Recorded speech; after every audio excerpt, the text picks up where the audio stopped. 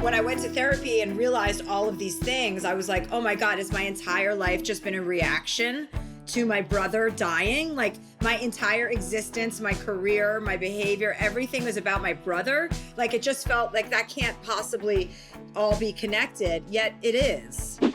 Hi, I'm Mayim Bialik, and welcome to My Breakdown. This is the place where we break things down so you don't have to. It's Mayim Bialik's Breakdown. She's gonna break it down for you, because you know she knows a thing or two. So now she's gonna break down, so break down. She's gonna break it down. Mayim Bialik's Breakdown is supported by One Finance. What has your bank done for you lately? Do you feel like they're a friend, or are they betting against you? Does your bank have good social values, or are they just in it for themselves? Well, with traditional banks, you get 0.06% average interest on your savings. With One Finance, you get 3% APY on direct deposits. Traditional banks have an average overdraft fee of $35 per transaction. One Finance has no fee overdraft protection. You can expect traditional banks to have high interest rates on credit cards. One Finance offers a line of credit with about half the interest. One also offers something no other bank does. What's that, Jonathan? Pockets. A simple way to organize your money, automatically budget, and share money with friends and family. It's no wonder the experts at NerdWallet gave it a 4.5-star rating and ranked it one of the best banks of 2021. Need another reason? You'll get $25 the first time you use your One card. To get started, visit onefinance.com/break. That's onefinance.com/break.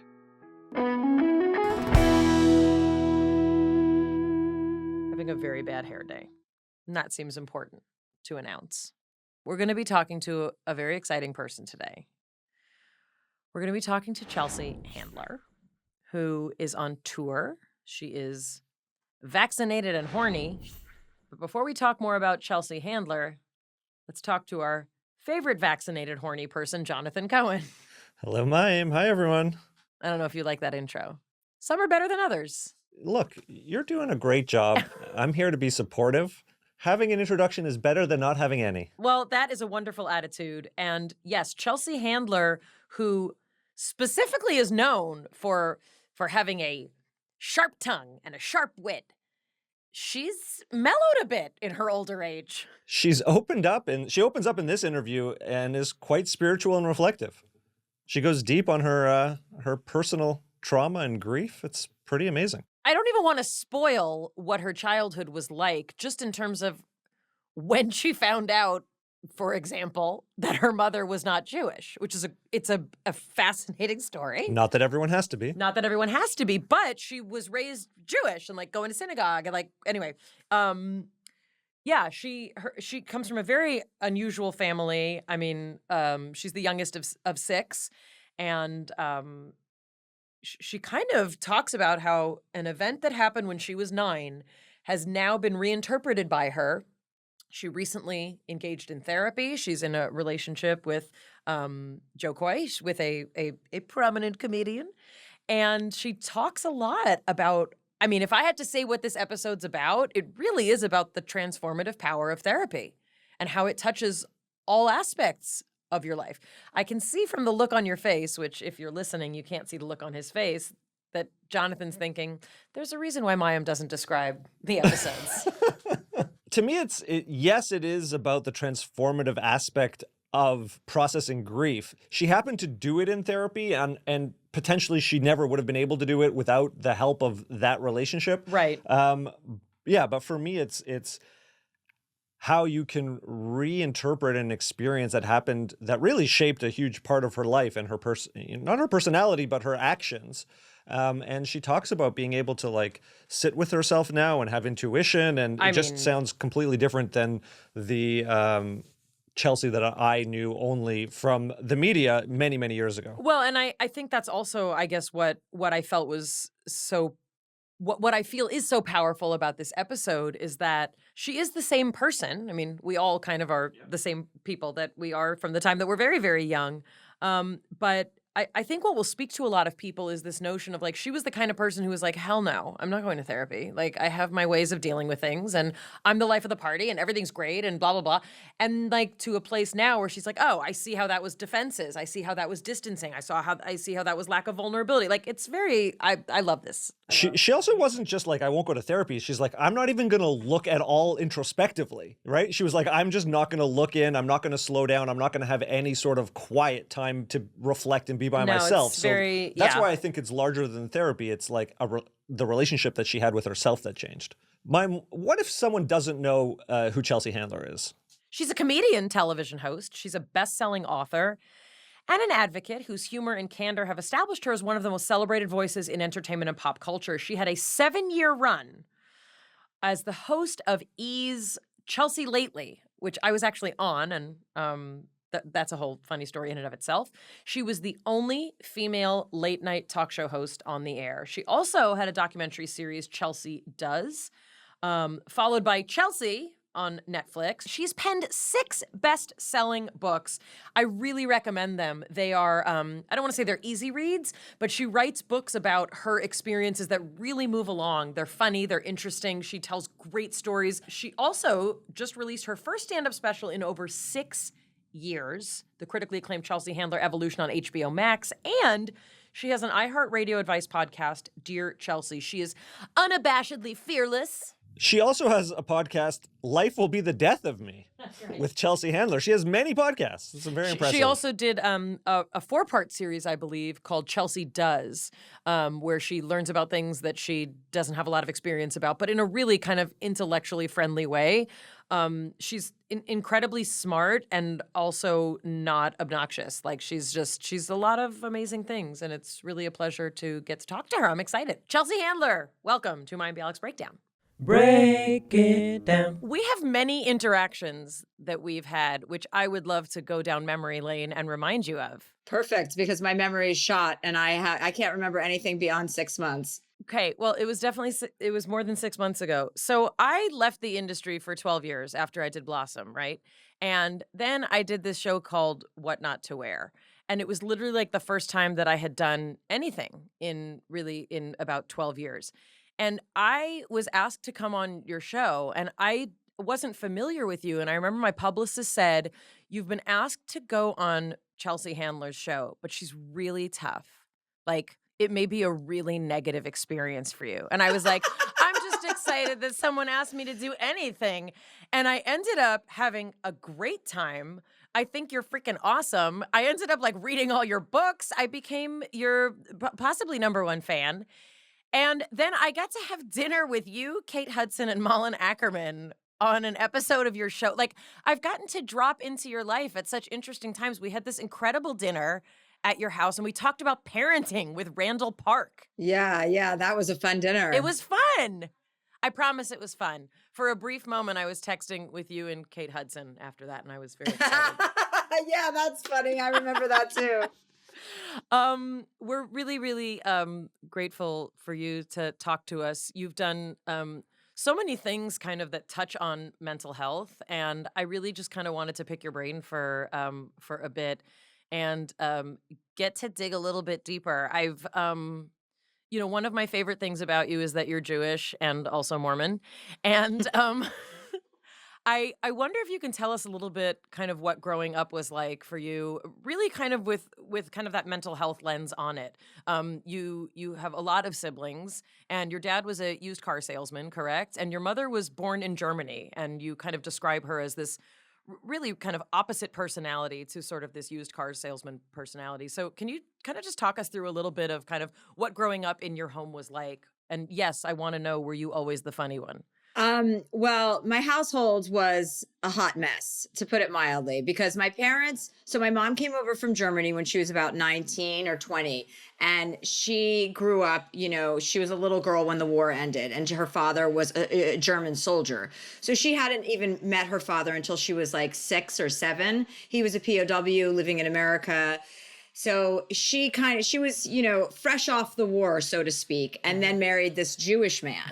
So she came over and didn't tell her family that she was marrying a Jewish man. She just didn't say anything until she had her first baby, and which was my oldest brother. And then she proceeded to have 6 children with this Jewish man.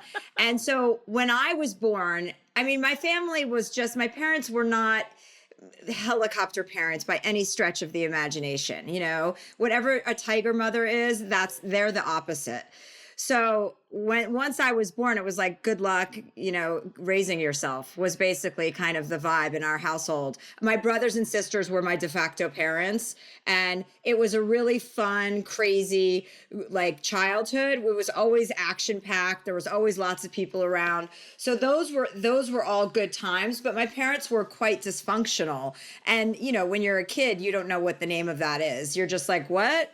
My mother, I thought was Jewish my whole life. And then when my brother died, I was 9 years old. We had my oldest brother died. We had his funeral. And I remember we were sitting Shiva in our house for a week, like Jews do, and people were coming in and out of our house. And I'll never forget my rabbi talking to my father about burying my brother in a Jewish cemetery. And my dad wanted to buy 3 plots, one for him, one for my mom, and one for my brother, so that they would all be buried next to each other. And I remember my dad or my mom, the rabbi, saying, but Rita, who is my mother, you would have to convert to Judaism to be buried in the cemetery. And I was 9 years old. I was like, convert? She is Jewish. Like, she went to Hebrew school with us. She was on the, you know, BMO during our bat mitzvahs, bat and bar mitzvahs. She spoke, you know, she spoke Hebrew, bits of Hebrew. Like, we grew up Jewish. And I was like, wait, what? And that's when I learned that my mother was Mormon. And I had no idea what Mormonism meant or was. So my mom gave me the Book of Mormon. I read it when I was 9 years old. And then when I was, I gave it back to her. I'm like, this is a bunch of horse shit, Mom. And then, you know, I guess my parents had agreed when my mom came over from Germany, like, they were going to be Jewish. My father was intent on raising his children Jewish, and my mom was on board for that. Then my brother died, and that sent my mother into an emotional tailspin, obviously. So then she redirected. She went back to Mormonism and took one of my sisters with her.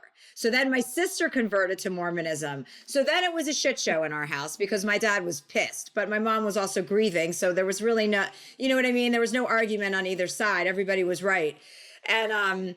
And so we grew up with, like, you know, my mom got very serious about the church and very serious about religion again. She wore those Mormon undergarments.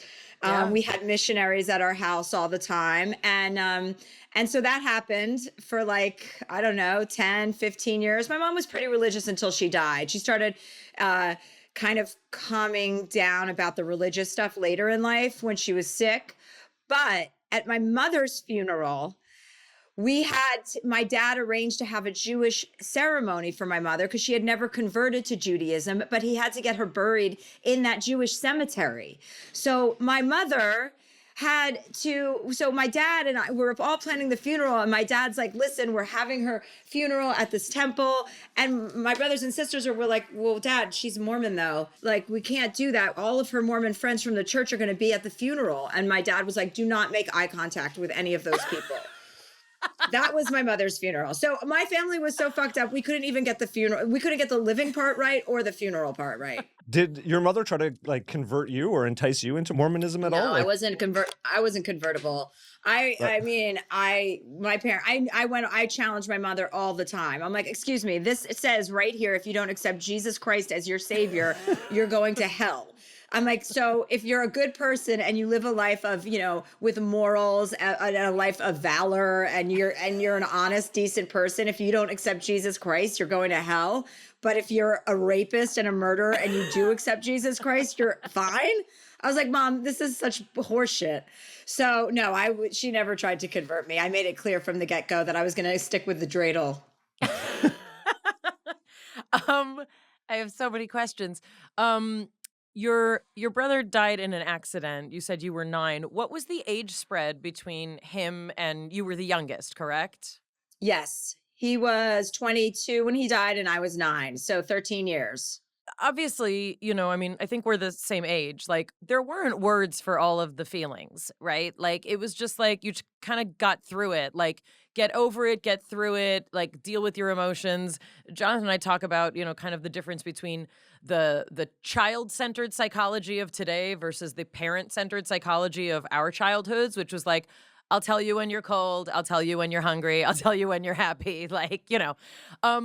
Looking back, and especially now with some of your kind of adult perspective, like, do you see kind of like how that trauma impacted the family? Or do you kind of just remember your experience and there was sort of like a getting through it? Yeah, no, I mean, everybody kind of retreated to their own corners of grief. I mean, there were 6 of us and we were a pretty tight knit group. So I remember my 3 oldest brothers and sisters were all in college. So they were all, and 2 of them were at Emory University in Atlanta together.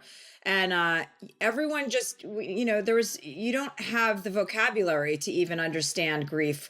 I certainly didn't at age 9, and no one was really concerned about my grief because they didn't think I understood what was happening, and my experience was very different than their experiences.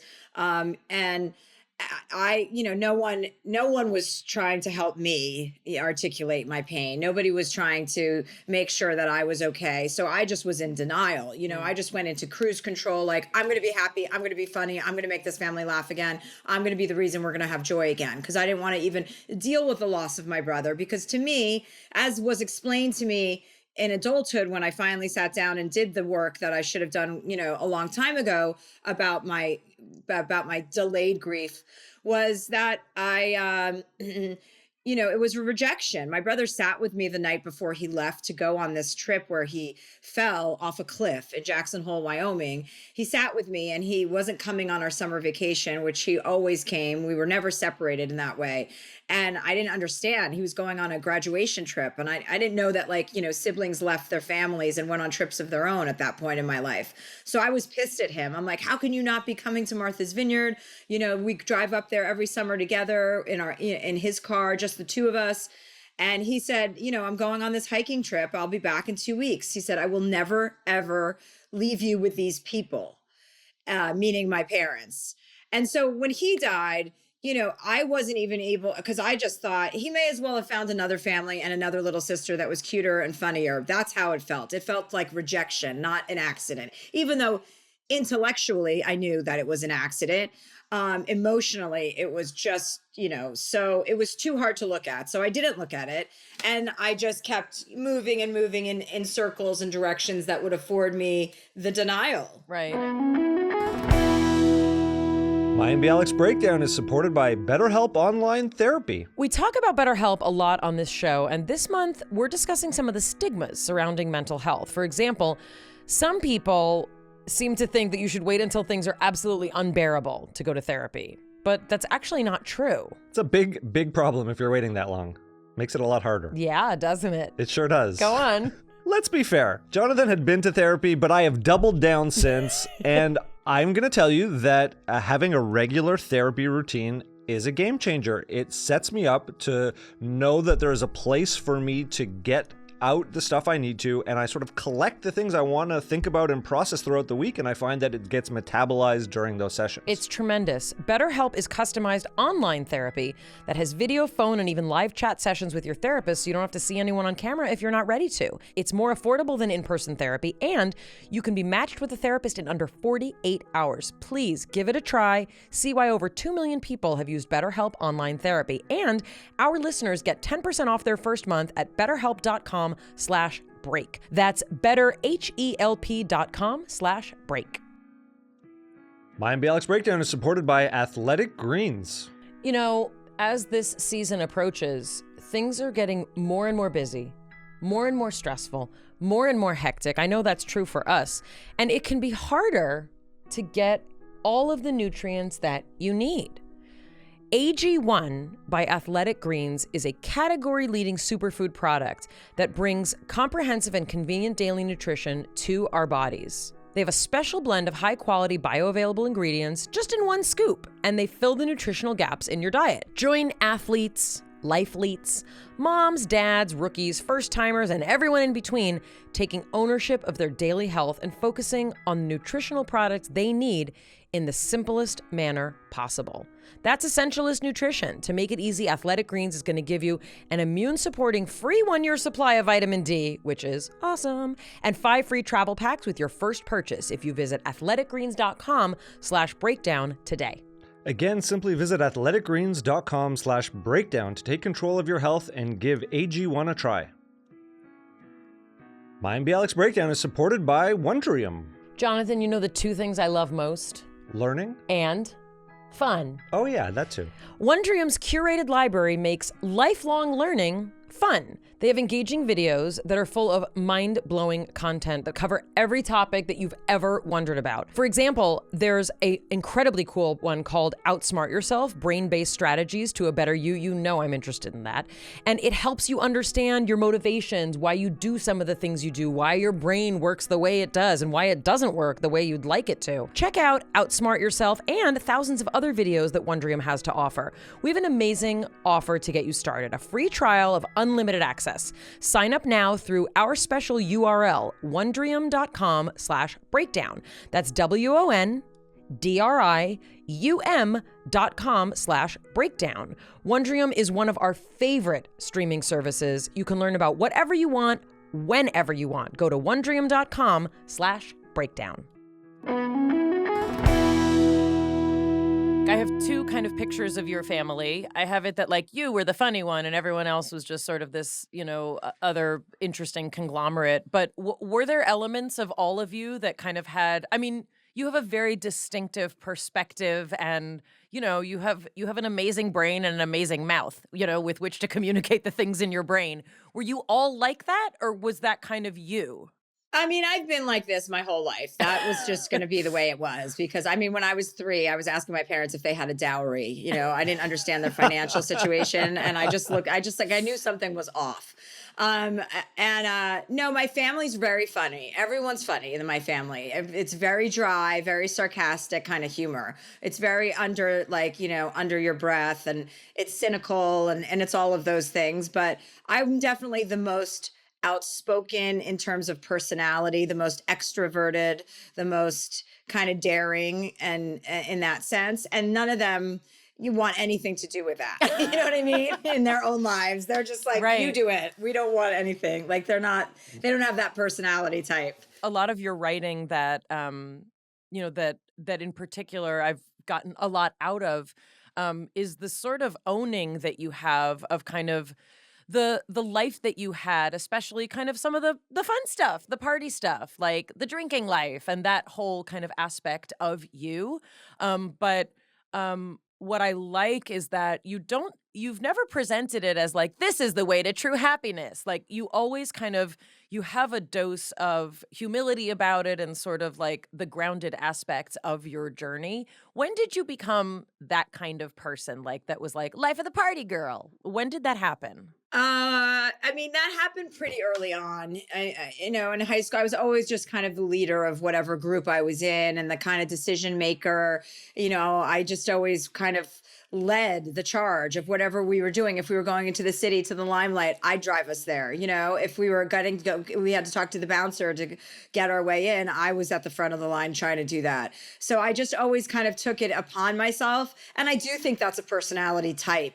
And so that whole party girl kind of fun, in you realize that is a direct reflection of also my brother dying, the inability to sit down and be quiet with my thoughts or actually have any sort of meaningful self-reflection. You're just kind of going. And I wanted more action and more adventure and more excitement. So it kind of worked hand in hand that way. And then, when I went to therapy and realized all of these things, I was like, oh my God, has my entire life just been a reaction to my brother dying? Like my entire existence, my career, my behavior, everything was about my brother. Like it just felt like that can't possibly all be connected, yet it is. I mean, that's incredibly profound. Jonathan, do you want to share a little bit? Well, you talked about delayed grief, and we talk a lot about grief in that process. They say time heals, but it doesn't unless if you just stick it in the corner. And so my brother had a serious car accident. He was left for dead when I was 14. And I have a very similar experience where to unpack all the ways that shapes our lives is pretty enormous. So I'm curious, like, when you went back to therapy, do you see it all as a reaction to that? You're like, oh, if I had just sat in that grief, maybe you would have had a different internal world. Like, what has that process been like for you to have that delayed grief and unpack it and see what it's impacted? Yeah, like you're just sitting there. I mean, you end up contemplating, okay, so there's your personality and then there's your circumstances. So which comes first and which affected what? And I think a lot of my behavior was impacted by that. Definitely my relationship with men. I didn't count on men. I just didn't trust them. That, like, my father's reaction to my brother dying was almost like he may as well have died too. And before that, I had been the center of my family. I was the youngest. I was the cutest. I was boisterous. I had this kind of precocious personality. And when my brother died, it's just everything went quiet. No one was looking or paying attention to me in the way they were before. And with my father, that was devastating because I was so the apple of his eye. And then my father just couldn't get past his grief. So a lot of it is your personality, but a lot of it is your personality reacting to what happened. And I think a lot of your life is about what happened to you as a child. As we all are learning more and more, we're all traumatized from something. It's just, what's your trauma? Pick it, unpack it, and then face it. Because it's not fun to go to therapy. I was like, I'm not going to be in therapy for 5 years. I'm going. This is an acute situation. My anger had gotten to a place where I could no longer manage it. I was no longer angry. Yeah, sure, I was angry at Donald Trump and his fucked up family, but I wasn't. Was it that where my anger was really coming from? What was really underneath that anger? And going daily to a therapist where you're gonna be bawling and crying and it's ugly, and I was not in a place to be vulnerable. I had a real problem being vulnerable, especially in front of a man. And fighting the crying and fighting the feelings is a miserable endeavor. But if you're serious about that work, then you're going to get to a place where it's going to benefit you in spades. But it is a process. If someone had said to me, okay, you're going to go to therapy and it's going to be 2 years. And then after that, it's probably going to be another 2 years until you're able to incorporate everything that you've absorbed into and apply it to your life. And then after that, maybe another 2 years just to shake everything out. I would have just blown my brains out. I would have been like 6 years, but it was a long process. And now I'm, a much healthier person, and I'm not fully cooked by any stretch of the imagination. And we all have our stuff to keep working on. But with regard to that, I understand so much more about myself. And I can look outside of myself when I have a reaction to something. I'm like, that's not a real reaction. That's your little girl reaction. So I have many more tools now to deal with my issues. If that answers your question, Jonathan. 100% does, because when you said it was like rejection, not an accident, that lens goes over a young kid's eyes, and it becomes the way that we see the world. Like, I just, there's so much of your experience that I is directly from my story. The fact that, but like, you're not Mormon and Jewish. You're just Jewish. I'm just Jewish. But when my brother, Jonathan, can you convert to Mormonism for the purposes of the rest of this podcast? I will. Also, I hate snakes, which I've recently heard you talk about. So I feel like this kinship with you. Did you see the video on Instagram, you guys, with that rattlesnake? Or I don't know what kind of snake it was. I think they're all rattlesnakes. I can't even watch videos with snakes. No, if there's a snake, I can't even look at it. I can't even talk about it. No, I'm really like, upset. It's the only thing that I'm like terrified of. I'm like, I don't understand why you're those terrified things... of other things. We'll talk about that later. My reaction to seeing a video of snakes is like, I curl up on a sofa and hold my vagina because I'm scared they're coming for it. That's what Jonathan does too. That's the right reaction. That's the appropriate response. I hate snakes. Exactly. Hold on one second. Also, Jonathan, you took this much heavier and deeper faster than I was planning. I was going to try and warm her up, let her be funny, then you go for the heart. Make her funny later. Well, she brought it up. Okay. She brought it up. Are you scared of anything else besides snakes like that? Intimacy? Intimacy, commitment. We're throwing out Jonathan's, seeing if there's any, kinship. I used to be scared of commitment, but after therapy, I'm not. Now I'm in a committed relationship with my new boyfriend. He also doesn't like snakes. And I said to him the other day, I'm like, we're trying to plan this safari in Africa. And I said, hey, honey, you got to figure out what the snake situation is because I can't deal with them. And if you are also scared of them, that's not a good combo. And he's like, I'm not scared of them, but I don't like them. And I'm like, yes, but I need you to be in front of the situation. If we've come across anything like that, I need you to know that you're going to be in charge of the snake situation. Well, my question is on the relationship and sort of no longer fearing commitment. If you don't hear from him for like 8 hours, do you assume he's dead? Yeah, I wouldn't like that. Yeah, if it goes too long, I'm like, wait, are you okay? Yeah. This just became Chelsea doing therapy with Jonathan. This show just got much more interesting to me, and it's my show. All right, back to you. Okay, back to the things I was going to ask. I do want to find out a little bit. You have this persona that, and I feel I hope it's okay to say this. I feel this way about Eliza Schlesinger. I feel like that's who I want to be. I want to have your personality. I want to have her personality. I want to be like that person who's like out there and like, fuck it if you don't like me. Like, I do what I want. I say what I want. I'm fucking awesome. And sometimes I'm not. I want to have whatever that is that I don't have, right? Confidence? So, okay, so maybe it's called confidence. But I do want to say that, like, I totally get that kind of personality I would think is like, I don't need therapy. I've already figured it out. I'm living my best life. I am curious because a lot of people listening, we may be their only therapy that they feel like they're getting, right?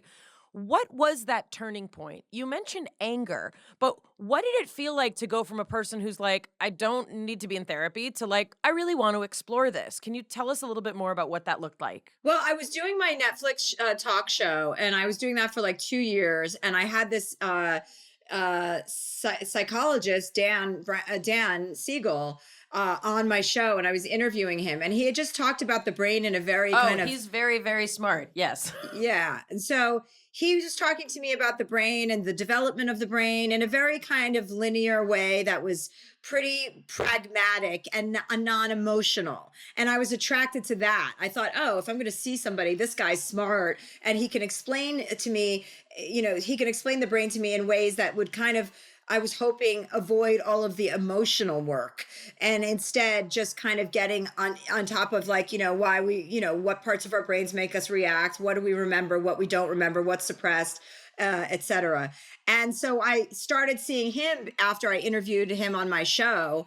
And so I think I knew it was after the election. I was really angry. I couldn't work. I was miserable. And I would go into work and just turn on the news. And I was consumed by that 24-hour spin cycle. And people were just kind of had it, like everyone's like, oh, Chelsea, the politics. And I couldn't stop banging on about it. And I just got the vibe like this is a good time for me to, I stopped doing the show. I stopped doing everything. I just wanted to take time off and focus on nothing. I was sick of myself. I was sick of hearing myself talk, and I was sick of my anger. So it gets to a point, I think, where it just becomes unmanageable to you personally. And then you're interested in talking to someone. And Dan is so smart that he knew, I'm sure within 5 minutes of meeting me, what my issues are, or were and are. And so it was a process, but he knew how to handle the situation appropriately. And I think that's also really important. There's not a one size fits all for therapy. And, some people really like touchy-feely, tell us about your childhood. And some people like, what are the practical things I can do so that I don't hate the sound of my voice, And we're not meant to be in that like heightened state. If someone is like always at that 10 and that reaction, it's probably a pretty good sign that something else is going on. That's right, Jonathan. Mayim Bialik's Breakdown is supported by JuneShine.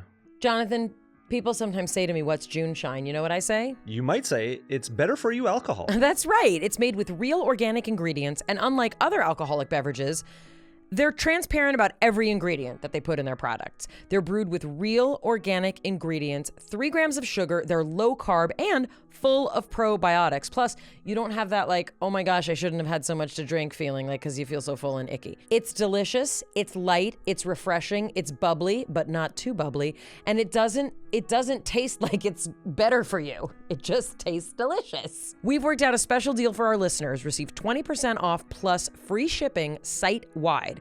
We recommend try a best-selling variety pack. It's a great way to try all of the different flavors. Go to JuneShine.com/Mayim or use code Mayim at checkout to claim this deal. That's JuneShine.com/Mayim.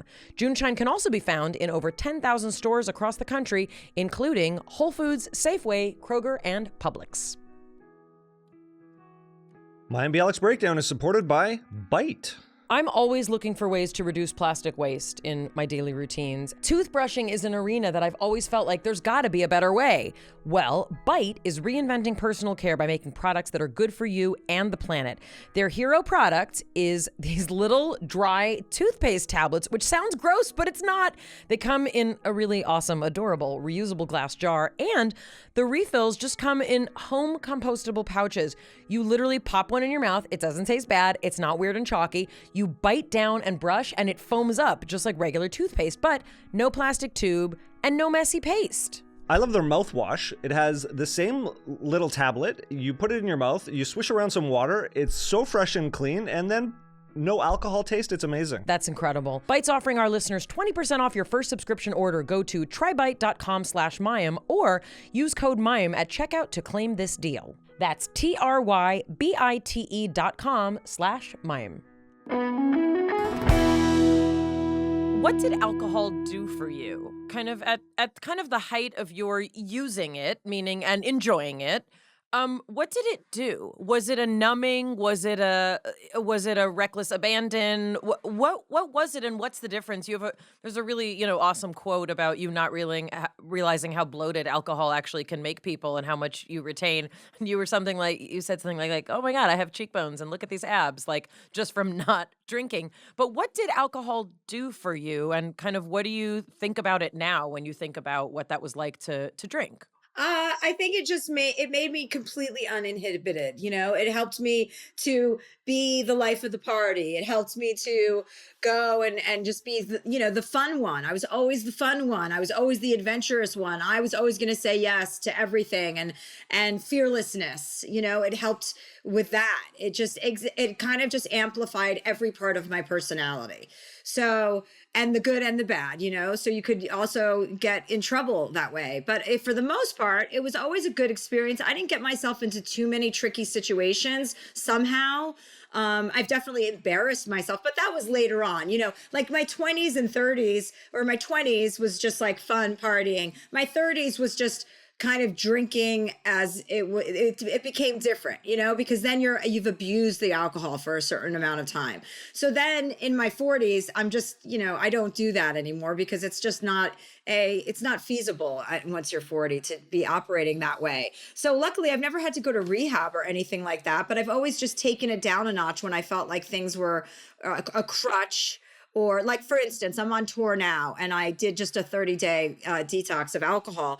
And I had never realized that I had never been on stage without pot or alcohol. I mean, a handful of times, but never as a consistent theme. And I did my first 30 shows, without any crutches, without any pot, without any alcohol. And I remember the first 5 or 6 being like, oh, I'm really nervous. I'm really, really nervous. And I was like, oh yeah, this is exactly why you have to do this. You have to push through those nerves because this is what you're supposed to be doing. You don't need anything to do this. And now, I won't drink before I go on stage because being clear-minded is so much more important. So it's all been a different phase with alcohol in my life. But in the beginning, it felt celebratory and fun and adventurous. And then in the 30s is where there were times where I said too much or I talked too much or I made a fool out of myself or I didn't remember something, then when that started happening, I was like, okay, The other thing with alcohol is that no one else's opinions of my drinking ever would impact me. It was always how I felt about my drinking. So, and I think that's true for a lot of people. It's like you have to know when you're going too far, or you feel like, if somebody had said, nobody had ever had an intervention or said anything to me about drinking. And if they had, it would have been a disaster. Right? Because I was never going to listen to what other people were telling me to do. That's been my alcohol journey. You did these episodes of Chelsea Does, which I really, really loved. And I love the idea of watching you experience things and getting to see things through your eyes. And one of them featured an ayahuasca experience. And this is something we've talked about as, more and more kind of, there's more and more conversation about the use of psychedelics in controlled environments for things like untreatable trauma and medication-resistant depression and suicidal depression. But we have my mom on certain episodes. I don't know if you know about this, and it's exactly as ridiculous as it sounds and awesome. Hi, Mom. You're the best. Hi, Mom. My mom, on one episode, talked about her mescaline experience in the, I guess it would have been the early 70s. Her quote was, "I could feel the world breathing." And she's like, everything had lips. I'm like, everything had what, Ma? Yeah, and she says, if I close my eye, I can go there now still. My parents were, bohemian political hippies. And anyway, I wanted to hear your kind of take on your ayahuasca experience, which is not mescaline, and it's a different kind of modality. But yeah, I'm kind of curious what you learned from that experience. And which was better, that or toad venom? Oh God, the toad venom. With regard to ayahuasca was a beautiful, incredible experience that I had. And we were in Peru. We went and filmed it for my Netflix series. Yeah, Chelsea Does. And that one is called Chelsea Does Drugs. And it was very unexpected. I thought for sure it would be about my mom because she's passed away since, and my brother, who I was referring to earlier. I thought it was going to be about them and snakes. I thought it was going to be about my fear of snakes because ayahuasca, all of their art around ayahuasca is always an anaconda. And you're like, when you go to Peru, there's anacondas, like there's flags and everything has an anaconda on it. So I'm just like, oh my God, I'm going to be in the middle of the Amazon and I'm going to have this snake experience. So the only fear I had was that, but I was so open. I just went in and just said, whatever happens, I'm going to be in a good spot. I'm not going to lose my shit. I'm going to be in a good place. And they warn you when you're doing ayahuasca, especially on camera. They're like, you may shit your pants and you may vomit. And I was like, first of all, I'm not an amateur, so I'm definitely not going to shit my pants during a high and ruin that for everybody. That's not happening. My shaman, however, did he shot his pants twice during the ceremony and never got up to even go to the bathroom. So that's what I was up against. I mean, I need a moment to think about that. Yeah, think about that, Mayim. I want you to. Okay, I'm done thinking about it. Keep going. And it was it was like a ceremony. And the first night I did it, I didn't feel anything. And I had brought two friends, my friends, Dan and Jenny, and they had very, very traumatic experiences about their children, about their spouses. And I ended up kind of just being with them during their time because my friend Jenny was bawling, and this is all in the episode. And so I was just ended up holding her and my high just completely evaporated. So the next night the shaman was like, okay, you by yourself without any distractions, one camera only, not an entire crew.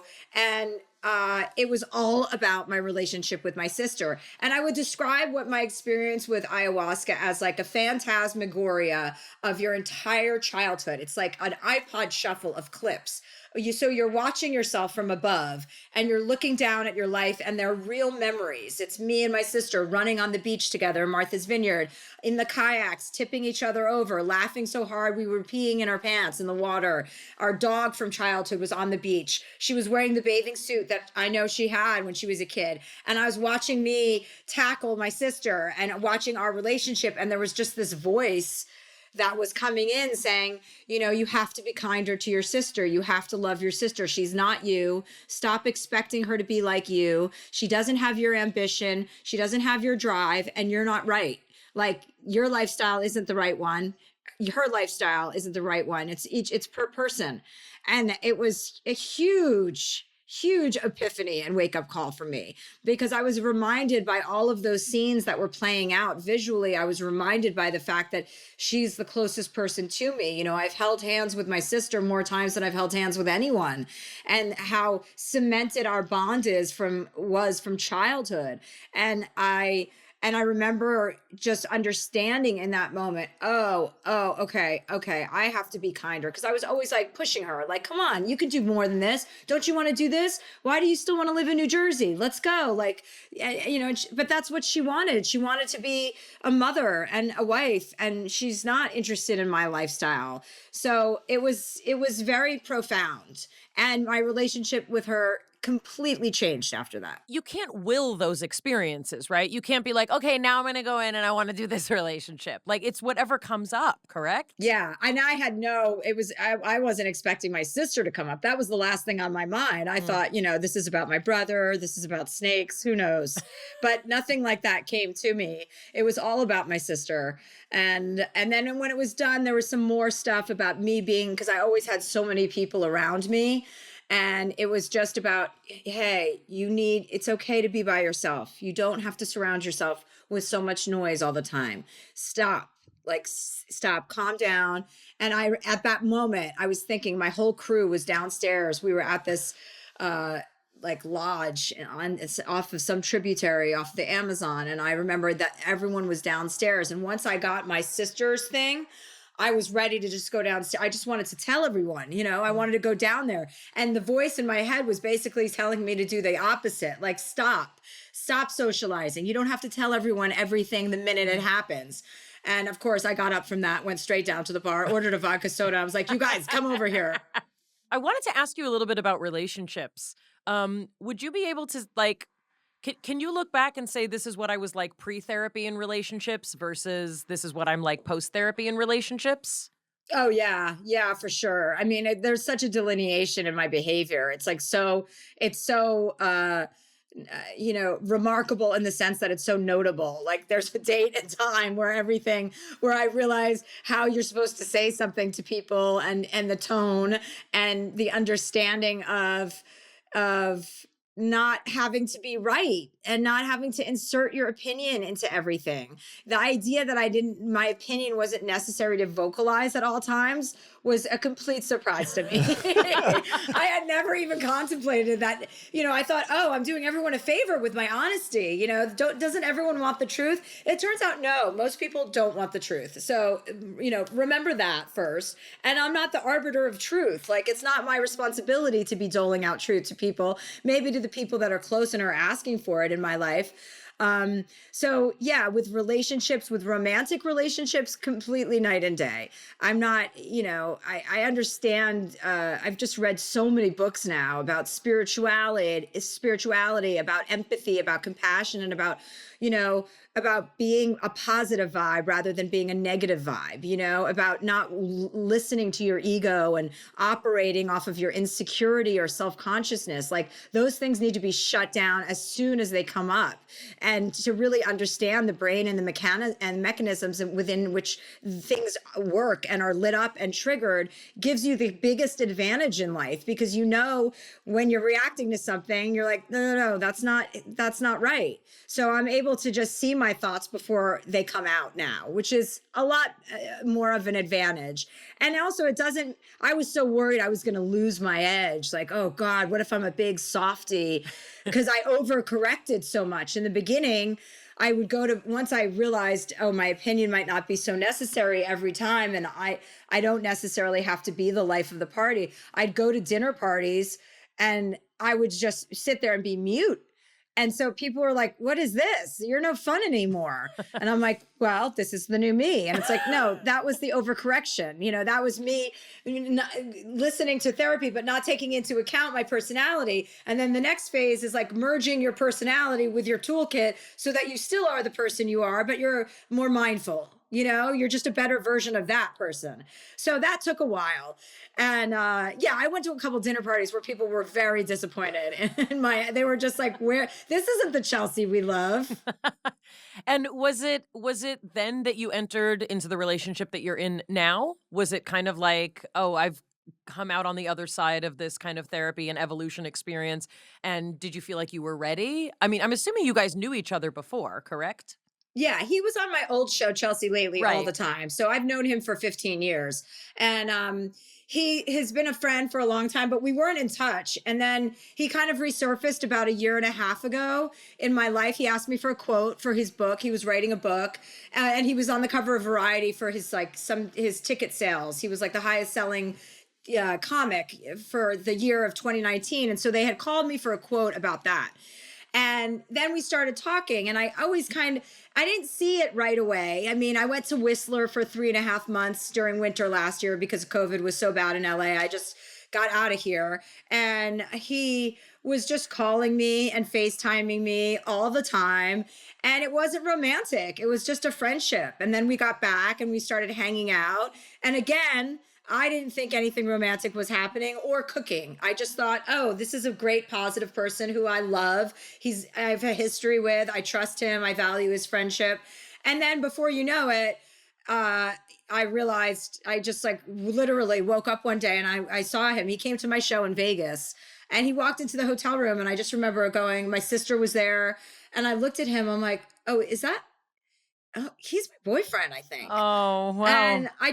And everyone, all my friends, everyone knew. They were like, when are you and Jo Koy going to admit that you're fucking? And I'm like, we are not fucking. We're not even close to that. Like, I wasn't attracted to him. I didn't think I was attracted to him. I thought of him as like my brother. I just never looked at him in that way ever. And then all of a sudden, I did. And then everyone said, hello. So I was the last one to my own party. So as much work as I've done and as much, lens cleaning as I've done, I still didn't understand what was right in front of me for so long.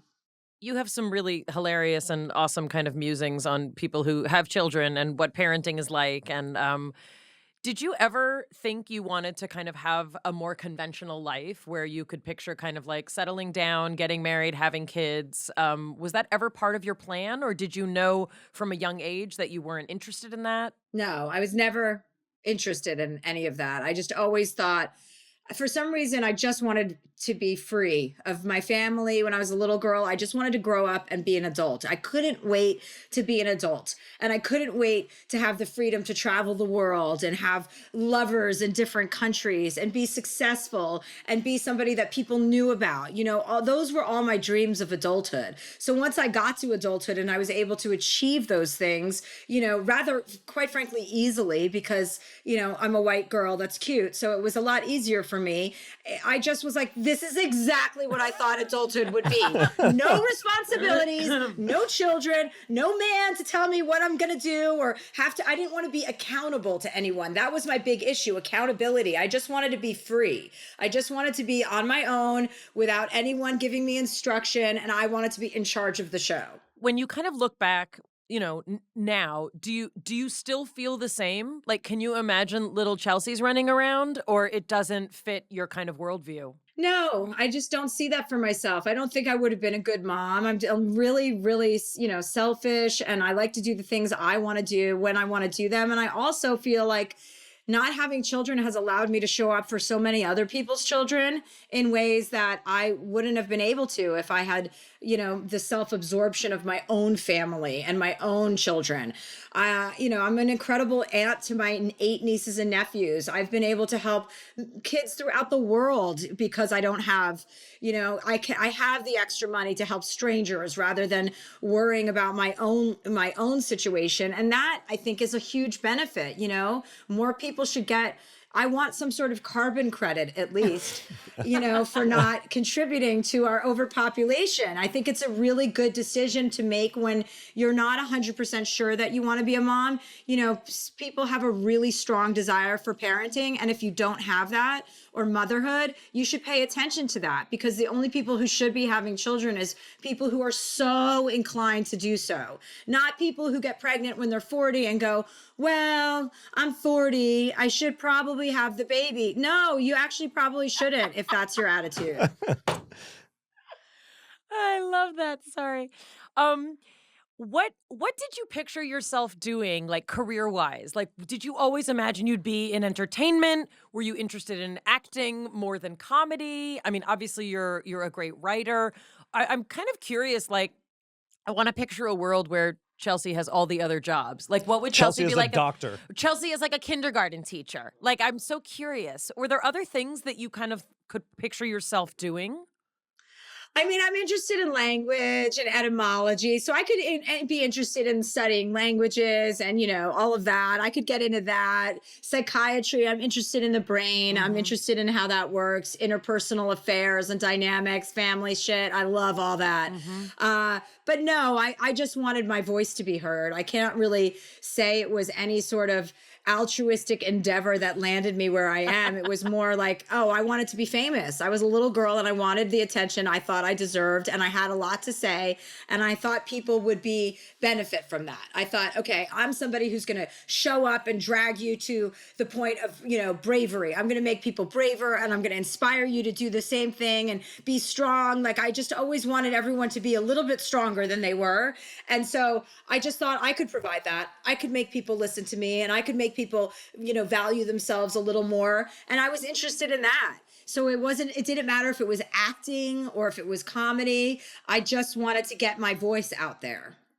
And I wonder if you can speak a little bit to some of the, you know, the difference in kind of men versus women with this kind of thing. That's something that I really admire about you, is that, and you've spoken specifically to people calling you fearless, and how, you know, you don't necessarily identify as like, I'm this fearless person.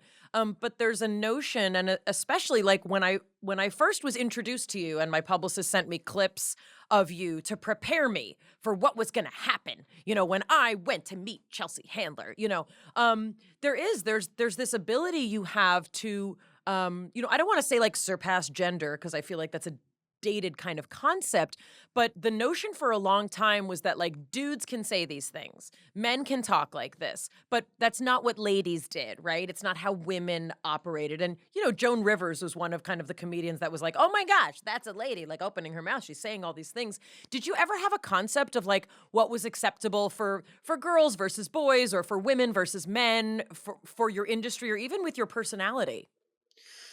I think that's come into sharper focus in the last few years, because it's obviously the conversation of the moment, you know, about the disparity there. But when I was coming up, no, men were not my competition, and I didn't look at myself like I'm a girl. I looked at myself as I'm a person. I never was sitting there bemoaning like, oh, these guys aren't letting me into their space. Like, if they were assholes, I didn't even bother with them. I had more resistance from other women when I was coming up than other men. Men were always cool about me because I was pretty and I was funny and outspoken. And if they had a problem with me, they weren't going to talk to me about it.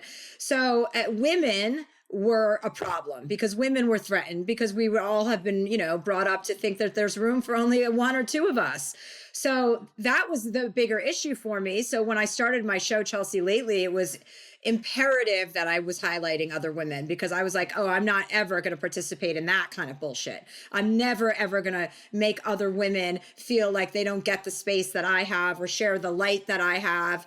And whether it was women or men, and it wasn't just women. I mean, I am a woman, so naturally you're drawn to other women, but it was men and women, you know, it was everybody. I just didn't like that competitive nature. That's not within me. I'm not a competitor. I'm not like competitive like that with anything. I'm just trying to have a great fucking time and inspire people to do the same. So with now, you know, now my hour on tour of my show is, yeah, I'm giving it to guys in a very direct way. Like, here's what we're fucking telling you. Stop prolonging what was supposed to just be a conversation into a culture war. Like, if you just listen to what we're telling you, the whole cancel culture, this Me Too movement and cancel culture can be done. We can move on from this. But the only people prolonging that conversation nation are single white men. I mean, straight white men. You know, it's not like everyone else is like, yes, women need equality. People of color need equality. The only people who disagree with that are white guys. Some white guys, not all of them. No, not all white guys, but that should be understood. We have to constantly tell every man when we're saying this, if they're a white man, don't worry, it's not you. It's not you. It's them. It's them. But the thing that I like to remind people of, just like the police, right? There are enough bad apples that as a collective, we all need to apologize. As a collective, yes, we know there are good police officers, but unfortunately, the bad ones have spoiled this conversation. And just like that, there are enough bad white guys that have abused their power for too long, so that as a collective, all white straight men need to say, I'm sorry, and just fucking listen. All you have to do is say, I'm sorry, and then we can move on. You don't even really have to mean it. Just keep saying it until you do. It's a good point. That's a very good point. What is your life like now? Meaning you're touring now, you're in a relationship, home base for you is it LA? Yes, it is LA. And how long are you on the road now? So I leave. So Joe and I have the same schedule. Joe's my boyfriend. We leave every Thursday. We fly out. So, and we come back Sundays or Mondays. So we perform Thursday, Friday, Saturday, and sometimes Sundays. So I'm usually in LA like Mondays through Wednesdays, or we meet in New York. If we're on the East Coast, we kind of just meet wherever is more convenient. So we spent the last couple weeks in New York. This week is LA. Next week, I think New York. And we just meet up and we make sure that we're together as often as we can. And then he comes on tour with me. Like I'm going to Florida next week. I have all my Florida dates. So he's coming with me to that, which will be so fun because then we can perform together and, go on stage together. And so that's really fun. But yeah, it's a pretty grueling schedule, being on tour is no joke. Well, and I was going to ask because, I mean, even when you were talking about drinking, and I've talked about this here, like, I was never a huge drinker, but I was a woman who could hold a lot of alcohol in my day. And it was something that, like I don't drink, quote, girly drinks. I know that's also a gendered term now, but like I was a Scotch drinker. Like I was a serious drinker. And that's what people used to say. Oh, you can drink with the guys. And it's true. That was a lot. Like I can't do that anymore. When I hit right around 40, it was like one drink felt like 7, or like what used to be like, oh, I'll have a couple mojitos because I'm having Mexican food with friends at Gracias Madre. I would wake up as if I had pulled an all-nighter. And like what I would say is like, at least I wish I would have had exciting sex to feel like this. Like I literally would go out like for like a business dinner and wake up feeling like proper hangover from 2 drinks over 6 hours with plenty of calories, right? So when I think about your schedule, like I can't even drink anymore, much less like stay up late, sleep in hotels like that. Do you feel a difference now, or do you still feel like a sprightly 27 when it comes to that kind of schedule? No, I feel like shit. I mean, it's a wellness game. I mean, being on the road is a wellness game. Like you should see the shots I load up on every Monday. They come to my house with NAD, with B12, with, I have to take, whether I drink or not, I feel hungover every morning when I'm on the road because you're traveling sometimes by car 4 or 5 hours at night after a show. You're driving from Indianapolis to Cincinnati, or you're hopping on a plane, whatever it is, it wears on your system. So it's all about hydration and wellness. And that's boring, quite frankly. My openers come on the road with me. I used to be the person that was out till 4 a.m. and then get up and do 2 shows at the Chicago Theater. I don't pull that shit anymore. I go home. I'm in bed if my show starts at 7, I am in bed by 9:55. Like I am in bed under the covers, FaceTiming with Joe because he's on the East Coast. He's 3 hours ahead. So that works out perfectly for us.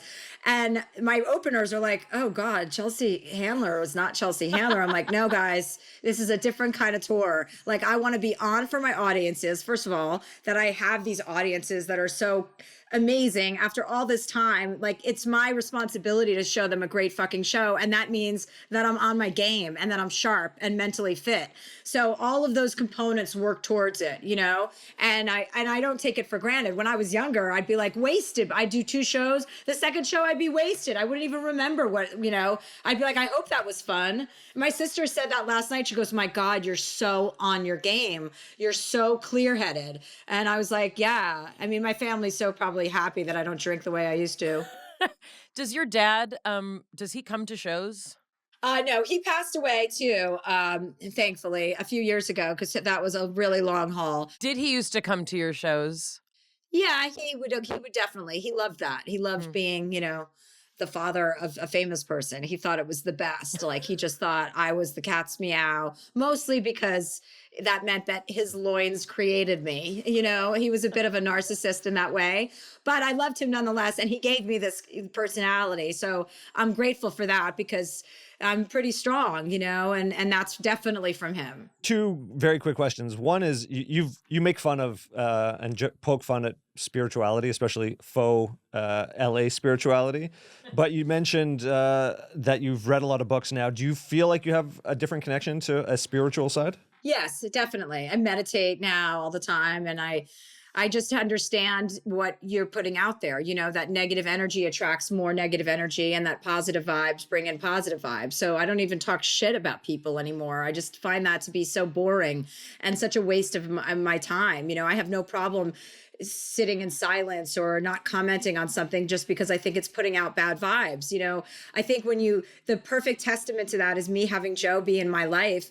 He's such a positive vibration. He operates at this highest frequency. You know, he's so grateful. He's so stoked. He's got so much stoke for his shows, even though he sells out arenas all the time. Every night is like his first time. And that's infectious. And being around that has sparked a fire in me about being that way and operating from gratitude with everything, and focusing on what you have and not focusing on what you don't have, right? You know, a good way to like lose what you have is by focusing on what you don't have, and getting into those kind of negative narratives that I used to do all the time. Like, I don't have that anymore. A couple of books that really impacted me profoundly. Well, one was Letting Go by David Hawkins. I've read that 3 or 4 times, and that is a profound book and really breaks it down. It's dense and it's scientific, and it helps you understand the meaning of positive energy and what you can accomplish when you lift up your frequency and you're putting out,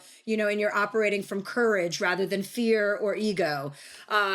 Another one is The Untethered Soul. That was a cute one that kind of breaks it down. I mean, they all say the same fucking thing, you know? It's just, how do you want to hear that information about how to separate your ego from who you are?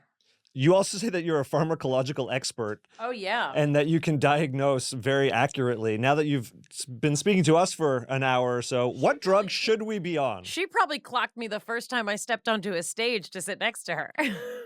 Yeah, Mayim, no, you're not for drugs. I don't think you should be doing drugs, right?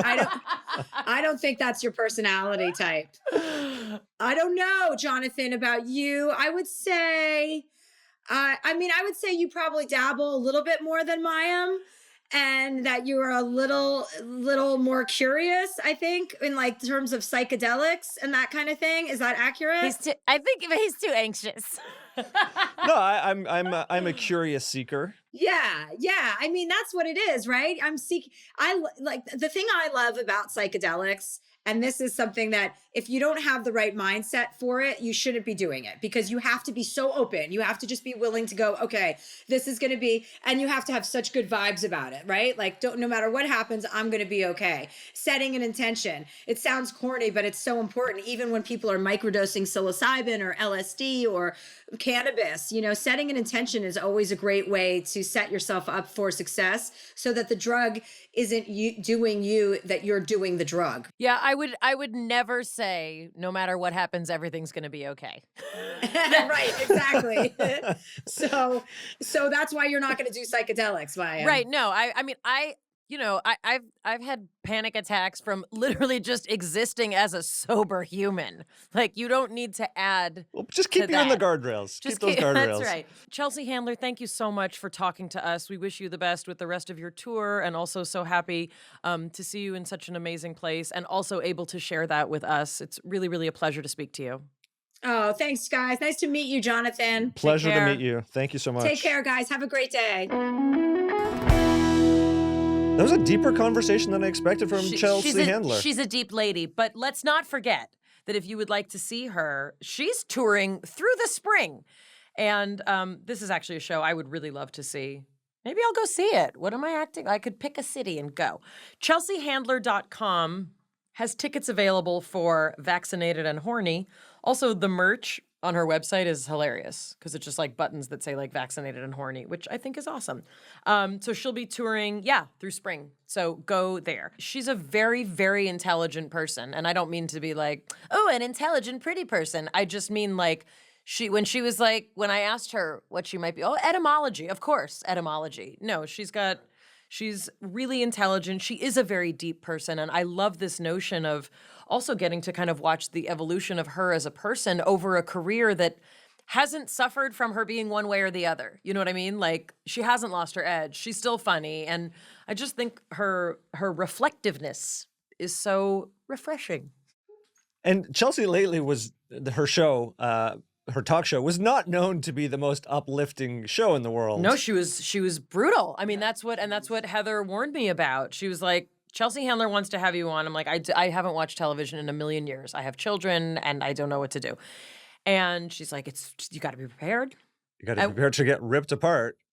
But you weren't ripped apart. No, I really liked her. I liked her very much. And I think that's also like people assume, not to make it about me, but people assume that I'm like very delicate and like I'm easy to offend. And sometimes I'm delicate. I have a startle reflex. That's a different story.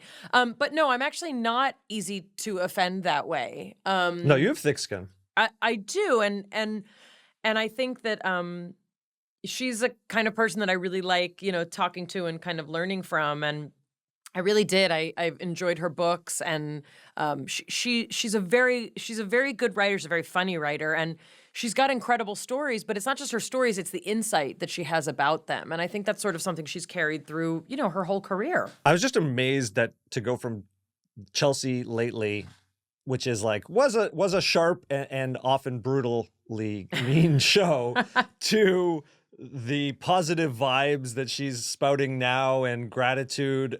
It's a pretty amazing spiritual transition. I have to call it spiritual because it's pretty profound in terms of the change. Maybe we should send you on March 12th, 2022 to Toronto to go see her. That would be a lot of fun. We'll put you on a one-way ticket and see what happens. I will take my Canadian flag with me. She's awesome. She also, I really love that she said she does a lot of things for children all over. She has a Support Syrian Youth link on her site. The Karam House is a safe space where Syrian youth who've witnessed and survived the trauma of violence and displacement can learn science, technology, engineering, math, and the arts. She stands with Planned Parenthood, vote411.org. She's a very active person, and I also like that she hasn't lost, her kind of political edge or stance, but she's just found a different way to kind of channel it. And I really respect that, honestly, for the place that I'm at in my career. I really do. I really look up to her. I think she's really, I think she's really wise. And I like how unapologetic she is. I mean, I apologize about everything. Like, I don't think you ever hear her apologize just for her experience and for being who she is. And I think she's really awesome. We'll probably do an entire segment at some point about psychedelics, but circling back to her ayahuasca story. Yes. I think we should do a little research on how it is that the brain holds those memories and is able to retrieve them. Like, what mechanism is happening with that medicine to bring up those memories, and like why some memories and not another? I will happily write you a whole intro, just like the old days, about the CA1 and CA3 regions of the hippocampus. I would like that. And also I mean, there's also a very mystical, profound. That's where I'm going. It's not, I mean, like the way she describes it, and I also want to point out, like, what she experienced is true, meaning that's what happened. So the notion is not necessarily that there's a file cabinet of every single thing that you've experienced in your life. And I then it all think there gets is. There's all in there somewhere. And then, and like you take that drug and it's like, bloop, bloop, bloop, bloop, bloop, bloop, bloop, bloop. No, there's a tremendous amount of mystery and beauty to how anyone's experience really as a functioning human, forget about with drugs, but yes, there is a mechanism we know of how those drugs open up, as it were, conceptually, how that opens up that kind of catalog.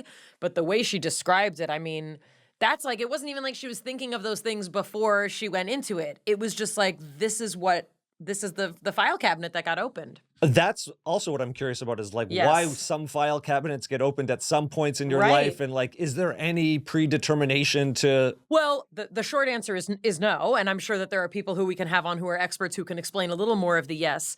But what I'd like to point out is that therapy and certain kinds of therapy, and in particular therapy of the hypnosis kind of modality, craniosacral therapy that focuses more on the physio-emotional experience. That's not a word or phrase, but I'm using it that way.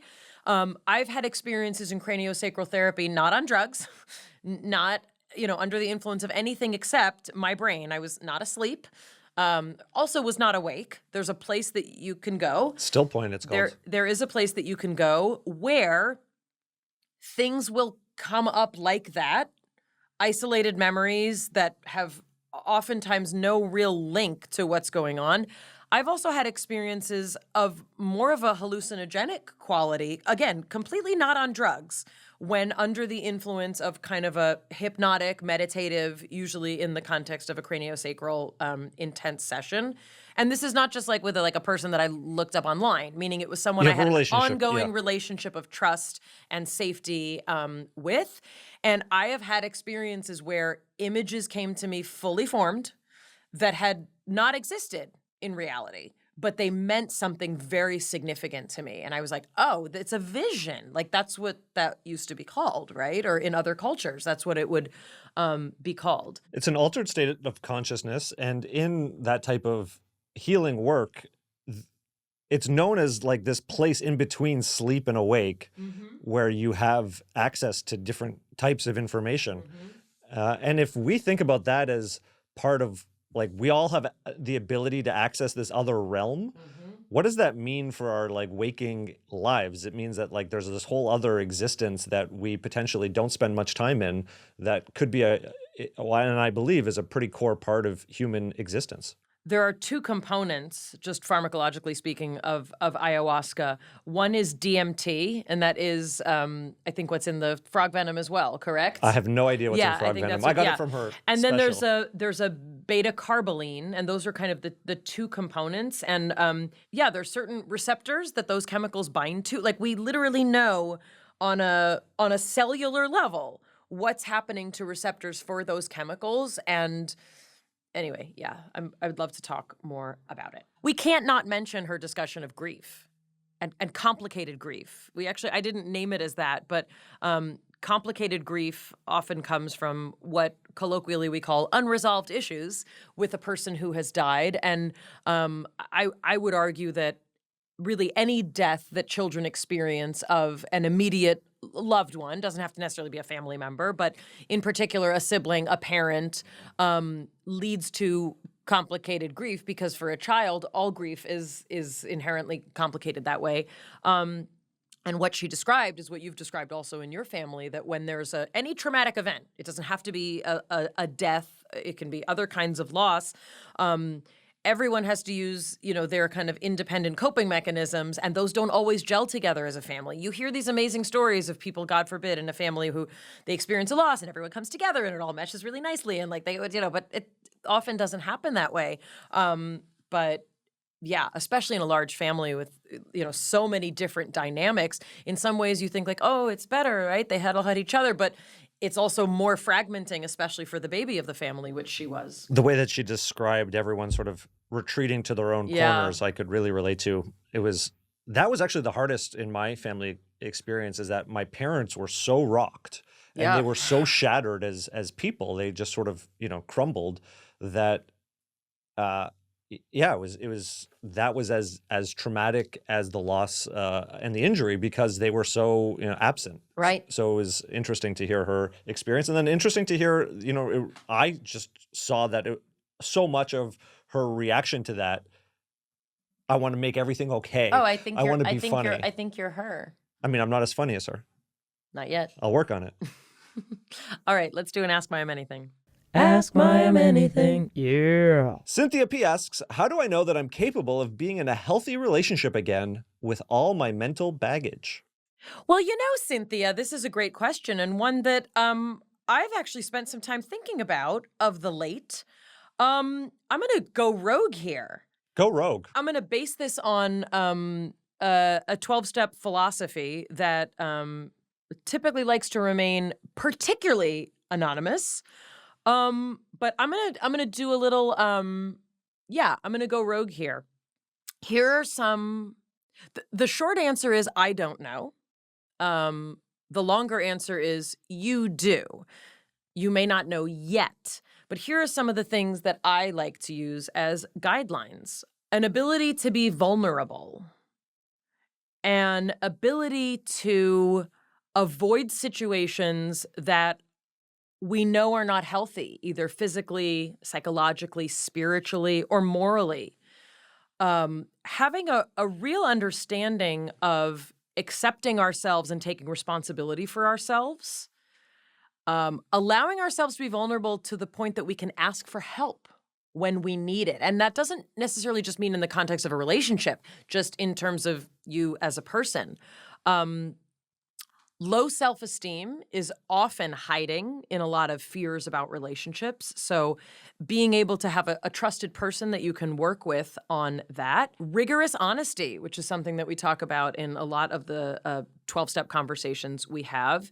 And also feeling that you're in a place of understanding kind of where you came from and where you want to go. I think those are some kind of general guidelines that I hope are helpful. Jonathan, do you want to add anything? Because this is something I think that, a lot of us may have opinions about. Yeah, I'm going to clarify that when Mayim's saying those questions, the person should be asking them themselves if they Correct. have those don't low ask qualities. your potential partner. Yeah, this is the things that you want to kind of think about for yourself before you say like, oh, I feel like I could be a good partner, or I have too many of these things that still feel unresolved. I likely am not going to be able to be the best partner I can be. Yeah, if you can't ask for help, if you can't be Right. vulnerable, if you don't know, if you're so self-conscious and have low self-esteem that you're only being able to, connect with someone who helps that, then that's a red flag for yourself. And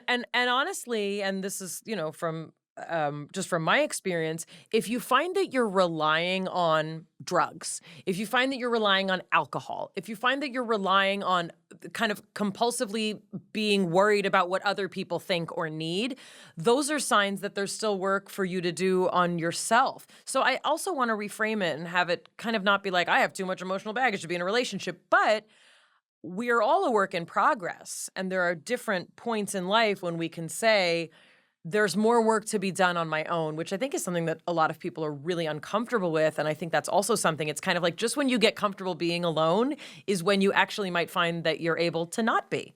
How's that for ironic? I think that's a really good answer. Okay. If people want to ask Mayim anything, they can do so at bialikbreakdown.com. That's BIALIK. Breakdown.com. Make sure you subscribe to our show.